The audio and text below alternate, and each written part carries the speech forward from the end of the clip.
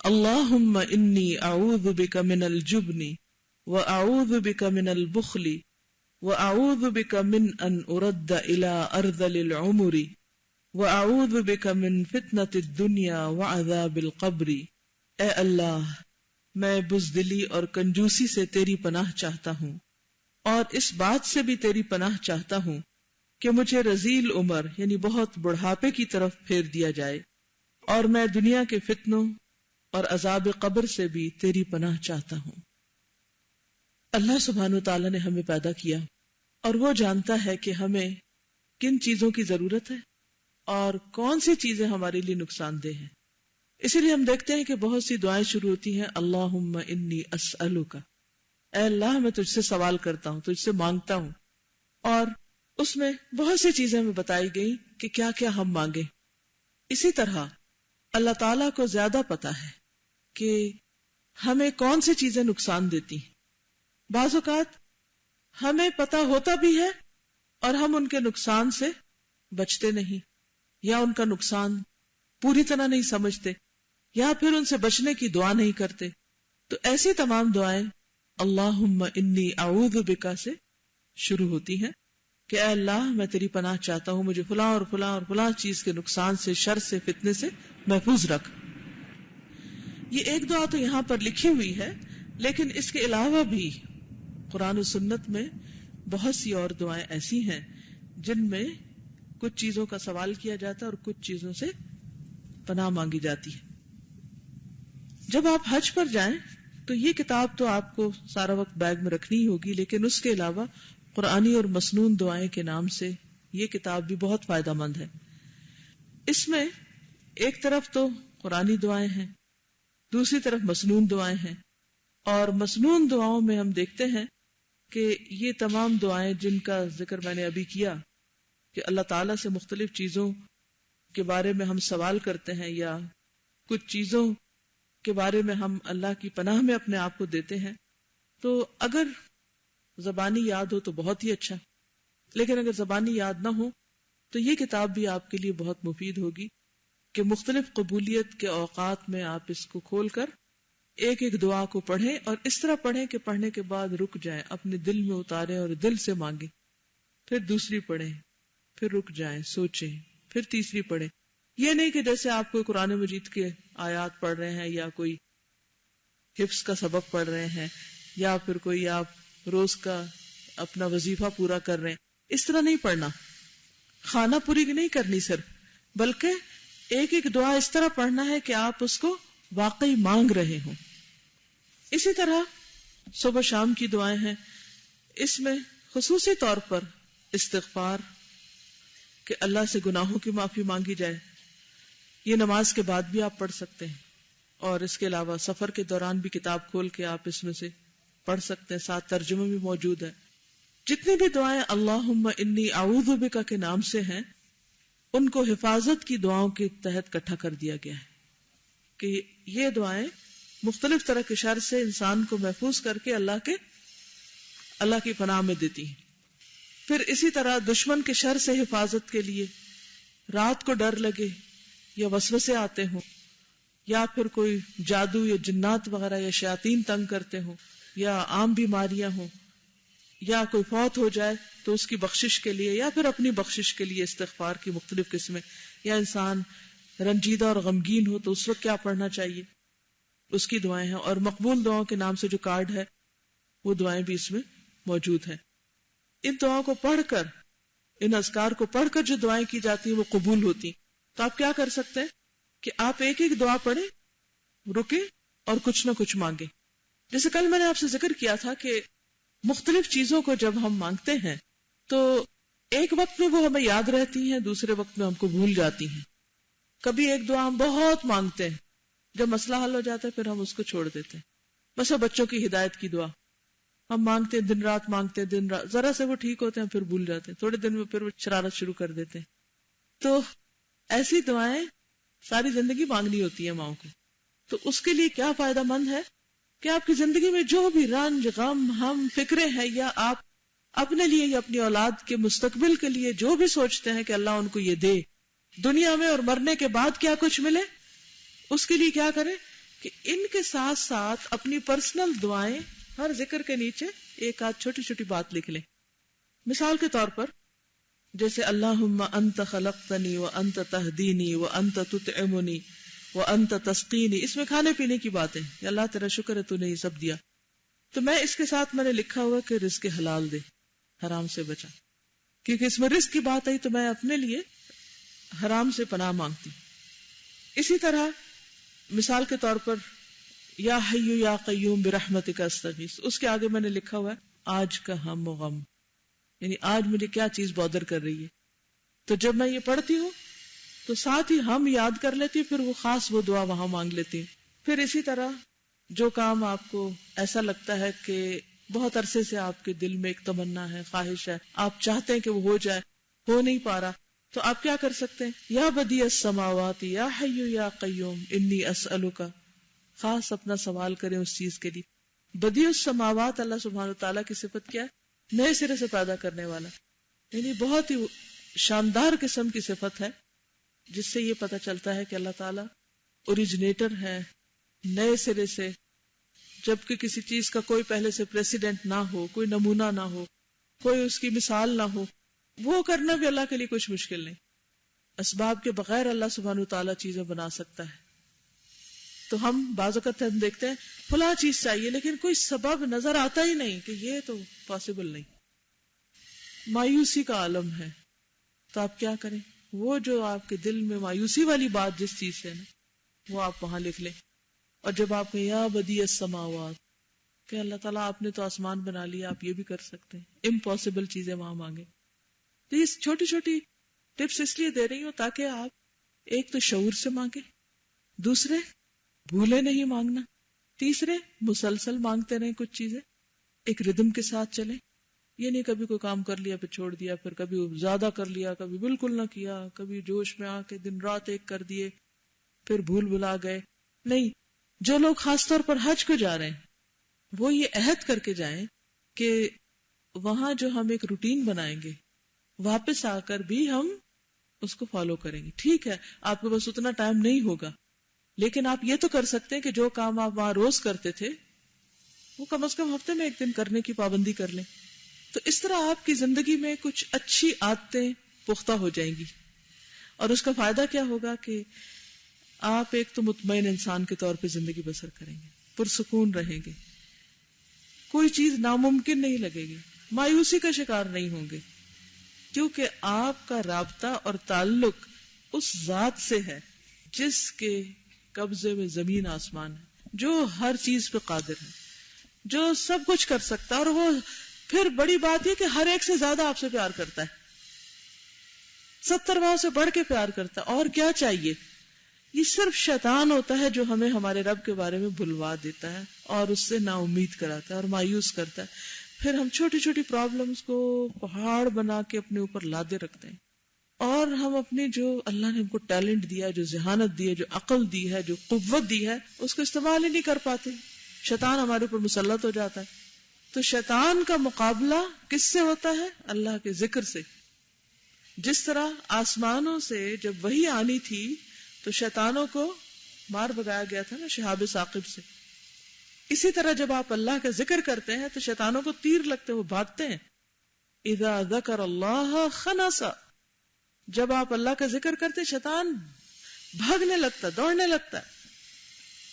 وہ آپ کا وہ خلوص کے ساتھ کیا ہوا ذکر، اللہ سے مانگی ہوئی دعا اس کو تیروں کی طرح لگتی ہے اور وہ ڈر کے مارے بھاگ جاتے ہیں. بعض لوگوں کو جنوں سے ڈر لگتا ہے، آپ کو تو نہیں لگتا؟ سچ بول رہے ہیں؟ کس کس کو لگتا ہے؟ اچھے بھلے لوگوں کو لگتا ہے. کوئی ضرورت نہیں کسی جن ون سے ڈرنے کی. کبھی بھی ایسا کوئی خیال آئے، ایسی کوئی چیز ایکسپیرینس میں آئے یا ان یوزول قسم کی کوئی چیز ہو تو آپ کہیں کہ میں مارنے لگی ان کو تیر. اب یہ تیر تو نہیں لگے گا ان کو جا کے، کیونکہ نظر جو نہیں آتے. کہاں سے تیر آئے گا؟ اللہ کے ذکر کا تیر آئے گا. اور وہ کہاں سے نکلے گا؟ جس قوت سے نکلے گا اس قوت سے جا کے لگے گا. اللہ نے جنوں کو، شیطانوں کو ہم سے کمتر بنایا ہے، وہ ہم سے نیچے ہیں. ہر چیز ہمارے لیے مسخر کی ہے، آپ نے ان کو کیوں سر پہ چڑھایا ہوا ہے؟ بگائے ان کو، کس سے بگائیں گے؟ قرآن کے ذریعے. اگر قرآن اتر رہا تھا اور وہ سورۃ الجن پڑھے، اس میں وہ کیا کہتے ہیں؟ وہ کہتے ہیں کہ ہم آسمان میں چھپ چھپ کے جگہ بنا کے کچھ سنا کرتے تھے، لیکن جب قرآن اترنے لگا تو کیا ہوا؟ سب طرف پیرے لگ گئے. اب ہم اوپر ہی نہیں جا سکتے تھے، ہم وہاں پہنچ ہی نہیں سکتے. جس جگہ پر اللہ کا ذکر ہوتا ہے، جس جگہ پر قرآن پڑھا جاتا ہے، جس جگہ پر آپ ایمان کی مضبوطی کے ساتھ بالکل ایسے امیجن کرتے ہوئے آپ پڑھتے ہیں، تو کیا ہوتا ہے؟ بھاگ جاتے ہیں. وہ جب آتے ہیں جب آپ کا ایمان کمزور ہوتا ہے، جب آپ اللہ کا ذکر نہیں کرتے، پھر وہ سزا بن جاتے ہیں، مصیبت بن جاتے ہیں. جو مسچیف کرتے ہیں نا، فساد کرتے ہیں، انسان بھی کرتے ہیں، جن بھی کرتے ہیں. تو اس لیے اللہ سبحانہ وتعالیٰ نے تو ہمیں اتنی خوبصورت چیزیں سکھا دی ہیں کہ جو ہمیں چیز نظر نہ آئے ہم اس کو بھی مار سکتے ہیں، ہم اس کو بھی بھگا سکتے ہیں. یہ ایسے ذکر ہیں، صرف یقین کی ضرورت ہے. آیت الکرسی آپ پڑھیے تو صحیح، کیونکہ جہاں آیت الکرسی پڑھی جاتی ہے وہاں شیطان بھاگ جاتا ہے، اور کون نگہبان آ جاتا ہے؟ فرشتہ آ جاتا ہے، وہ ڈیوٹی سنبھال لیتا ہے. آپ مزے سے سوئیں، وہ ڈیوٹی کر رہا ہے، کوئی نہیں آ سکتا پاس. لیکن اگر آپ نے نہیں پڑھی تو بس ٹھیک ہے، پھر سزا ہے آپ کی، سب آئیں گی بلائیں. تو اس لیے بہت ضروری ہے کہ آپ ان اذکار کی پابندی کریں اور ایمان کے ساتھ، جذبے کے ساتھ، یقین کے ساتھ اللہ کا ذکر کریں. اللہم انی اعوذ بک من الجبن، اے اللہ میں تیری پناہ چاہتا ہوں جبن سے، بزدلی سے، ڈرنے سے. بزدل کون ہوتا ہے؟ کاورڈ، جو کس سے ڈرے؟ کسی سے بھی ڈر جانا. وہ ٹیچر آ گئی، ڈر گئے، فلانا آ گیا، ڈر گئے، وہ آ گیا، ڈر گئے. ہر ایک سے ڈر رہے ہیں. یہ ڈرنا کیا ہے؟ کوئی خدا ہے؟ کوئی خدا نہیں، خدا ایک ہی ہے بس. اللہ ایک ہے، بس اسی سے ڈرو. باقی چیزیں جو ہے نا وہ ہم جیسے انسان ہیں، اور بس ٹھیک ہے ہم سب کا ادب کریں، احترام کریں، سامنے اور پیچھے کسی کے ساتھ زیادتی نہ کریں، کافی ہے. لیکن ڈرنا نہیں کسی سے. تو اللہم انی اعوذ بک من الجبن، اے اللہ میں بزدلی سے تیری پناہ چاہتا ہوں. بہادر بن کے رہیں. ہیروز بہادر ہوتے ہیں. کوئی ہیرو کہلا سکتا ہے جو بزدل ہو؟ کوئی کسی کو لیڈ کر سکتا ہے، گائیڈ کر سکتا ہے، راہ دکھا سکتا ہے جو خود ہی بزدل ہو، خود ہی ڈر رہا ہو؟ قرآن پڑھ کے آپ ڈریں، وہ کیوں؟ قرآن تو ایسی چیز ہے، اتنی وزنی چیز ہے کہ اگر واقعی آپ کے دل میں اتر جائے تو سب کو آپ سے ڈرنا چاہیے، نہ کہ وائس ورسا. اس کے لیے قرآن کی اہمیت کو جانیں. وَأَعُوذُ بِكَ مِنَ الْبُخْلِ، اور میں اس بات سے بھی تیری پناہ چاہتا ہوں کہ مجھے میرے اندر بخل ہو. بخل کس کو کہتے ہیں؟ کنجوسی، دل کی تنگی. کیونکہ بخل جو ہے نا وہ اچھی چیز نہیں، بد اخلاقی ہے کہ انسان سب کچھ اپنے لیے رکھے اور دوسروں کے ساتھ شیئر نہ کرے. لہذا بہت ضروری ہے کہ آپ کا دل وسیع ہو. یاد رکھیے جتنا بڑا جس کا دل ہوگا نا اتنا زیادہ وہ نیکی کے کام کر سکتا ہے، اور جتنا دل تنگ ہوگا اتنی آپ کی سوچ تنگ اور اتنا ہی آپ کا سکوپ کم، زیادہ نیکی نہیں پھر آپ کر سکتے. وَأَعُوذُ بِكَ مِنْ أَنْ أُرَدَّ إِلَىٰ أَرْذَلِ الْعُمُرِ، اور اللہ اس بات سے بھی مجھ کو بچا لینا کہ میں بہت سخت بوڑھا ہوں. کیونکہ بڑھاپا اپنے ساتھ بہت سی مشکلات لاتا ہے اور انسان دوسروں پر ڈیپینڈنٹ ہو جاتا ہے. اور کوئی شخص ایسا نہیں کہ جو بڑھاپے سے ڈرتا نہ ہو. تو بہت ضروری ہے کہ ہم کیا کریں؟ اللہ کی مدد مانگے کہ اللہ گھٹیا عمر، رذیل عمر، انتہائی کمزور عمر سے مجھے بچانا، مجھے کسی کا محتاج نہ کرنا. اب آپ دیکھیں بہت سے لوگ اس بات سے ڈرتے ضرور رہتے ہیں لیکن مانگتے ہی نہیں. تو لکھی ہوئی یہ دعا ہر نماز کے بعد مانگے. وَأَعُوذُ بِكَ مِنْ فِتْنَةِ الدُّنْيَا، اللہ میں دنیا کے فتنے سے بچ کے تیری پناہ میں آنا چاہتا ہوں، تو مجھے اپنی حفاظت میں رکھ. دنیا کا فتنہ کیا ہے؟ دنیا کی ٹیمپٹیشنز، دنیا کی محبت، دنیا کو آخرت پر ترجیح دینا. دنیا کا فتنہ یہ ہوتا ہے کہ انسان دنیا کی طرف اس طرح مائل ہو جائے، اتنا اٹریکٹ ہو جائے کہ وہ اللہ کے ذکر سے غافل ہو جائے. یعنی دنیا اس کو گریب کر لے، دنیا اپنی طرف کھینچ لے اور وہ اللہ کو بھول جائے. نماز میں بھی دنیا، اور سارے دن کے بھاگ دوڑ کام صرف دنیا دنیا. وعذاب القبر، اور قبر کے عذاب سے مجھے بچانا. ایک دن آنا ہے کہ جب ہم سب کو چھوڑ کے اکیلے زمین کے اندر جائیں گے. وہاں کیا ہوگا؟ کون ساتھ ہوگا؟ بہن بھائی، دوست، رشتہ دار. اگر کوئی ہمارے ساتھ بھی مرے نا تو ہماری قبر میں تھوڑی جائے گا، اور اگر وہ ساتھ بھی جائے تو ہمیں کیا فائدہ دے سکتا ہے؟ کیا پتا اس کی شامت آ جائے اور اس کے ساتھ ہماری بھی. دنیا میں تو ایسا ہوتا ہے نا، جب آپ ڈرتے ہیں تب کہتے ہیں تم میرے ساتھ آ جاؤ، کسی کو ساتھ بلا لیتے ہیں، وہ ادھر اندھیرا ہے، وہ اکیلی جگہ ہے، تم آؤ تو میں چلوں گی. قبرستان میں تو یہ نہیں کر سکتے کہ تم آؤ میرے ساتھ. کوئی آتا ہے جاتا ہے کوئی کسی کے ساتھ؟ جب کوئی فوت ہو جاتا ہے تو لوگ اس کے لیے کتنا روتے ہیں. آج ہی مجھے اتفاق ہوا، جو ایکس پریزیڈنٹ تھے فاروق لغاری صاحب، تو ان کا انتقال ہوا، تو آج میں ان کے گھر تعزیت کے لیے گئی ہوئی تھی. اپنی فیملی کے لیے بہت کیئرنگ، بہت لونگ. He was a noble man. ماں الگ بیٹھ کے رو رہی تھی، بیوی الگ رو رہی تھی، بیٹی الگ رو رہی تھی، اور جینوئنلی رو رہی تھی. کیونکہ جو شخص جس کا جتنا خیال کرتا ہے اس کی جدائی اتنی ہی تکلیف دہ ہوتی ہے. یہ بیٹھے بیٹھے آنسو گر رہے ہیں، سسکیاں ہو رہی ہیں. تو میں سوچ رہی تھی کتنی بھی محبت کر رہے ہیں لیکن کوئی بھی ساتھ تو نہیں جا رہا. کہاں تک جائیں گے ساتھ؟ یہاں سے کہاں تک؟ گاؤں تک، کچھ قبرستان تک. اندر ایک نے اکیلے اترنا، پوری دنیا پیچھے رہ گئی، اندر ایک ہی جائے گا. سب کا یہی حال، میرا، آپ کا، سب کا. اس سے کوئی بھی نہیں بچا ہوا، نہ کوئی غریب، نہ کوئی امیر، نہ کوئی بادشاہ، نہ کوئی فقیر. وہاں صرف اللہ بچانے والا ہے، وہاں صرف اللہ کی دی ہوئی روشنی کام آنے والا. اور اگر دنیا میں اللہ کو بھولے ہوئے ہیں اور دنیا میں دل روشن نہیں ہوئے، وہاں کیسے روشنی ہوگی؟ تو اپنے دلوں کو، اپنے سینوں کو قرآن کے نور سے، ایمان کی روشنی سے منور کریں، اور جو چیزیں ساتھ جانے والی ہیں ان کو پکڑ کے رکھیں، ان کو نہ چھوڑیں. آپ دیکھیے کہ جب دنیا میں کوئی ہمیں چھوڑ دیتا ہے تو ہمیں کتنا دکھ ہوتا ہے، کتنا افسوس ہوتا ہے، چاہے وہ فوت ہو کے چھوڑے، چاہے وہ ویسے چھوڑ دے. لیکن اگر قرآن کا ساتھ چھوٹ جائے، نماز چھوٹ جائے، ذکر اذکار چھوٹ جائے، کبھی ہوا ہم کو افسوس؟ کبھی روئے ہم؟ کبھی نہیں. حالانکہ ان چیزوں نے کام آنا ہے جن کو ہم بھولے ہوئے ہیں. تو ہر نماز کے بعد اس دعا کو کوشش کریں کہ پڑھ لیں.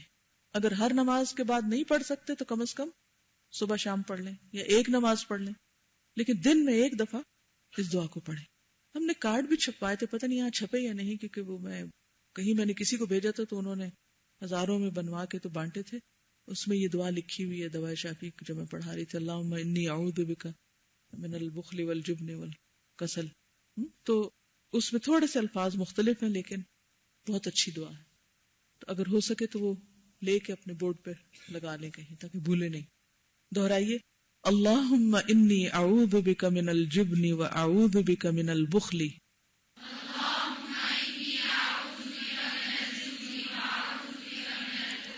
وأعوذ بك من أن أرد إلى أرذل العمر